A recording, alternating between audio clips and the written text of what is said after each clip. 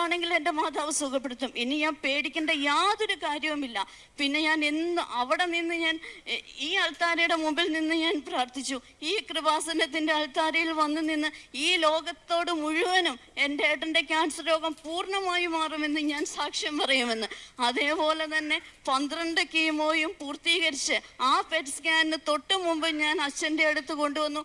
ഏട്ടൻ പൂർണ്ണ വിശ്വാസത്തോടെ എന്ന് പറഞ്ഞാൽ ഞാൻ നിന്റെ കൂടെ പോരാമെന്ന് പറഞ്ഞ് അച്ഛൻ്റെ അടുത്ത് വന്ന് നിന്ന് അച്ഛനോട് ഒരു വാക്ക് പറയണമെന്ന് ഞാൻ ഏട്ടനോട് പറഞ്ഞു. അതുവരെ ഒന്നും പറയാതിരുന്ന ഏട്ടൻ അച്ഛനോട് പറഞ്ഞു, 25-ാം തീയതി എൻ്റെ പെറ്റ് സ്കാനാണ് അച്ഛൻ, പ്രാർത്ഥിക്കണോട്ടോ എന്ന്. അച്ഛൻ പ്രാർത്ഥിച്ചു.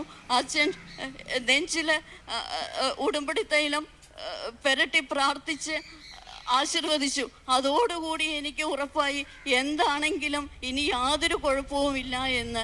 27-ാം തീയതി റിസൾട്ട് വന്നു. പെറ്റ് സ്കാനിൽ ക്യാൻസർ എന്ന ആ മഹാരോഗം ഏട്ടൻ്റെ ശരീരത്തിൽ നിന്ന് പൂർണ്ണമായും വിട്ടുമാറി എന്ന് സാക്ഷ്യപ്പെടുത്തിക്കൊണ്ട്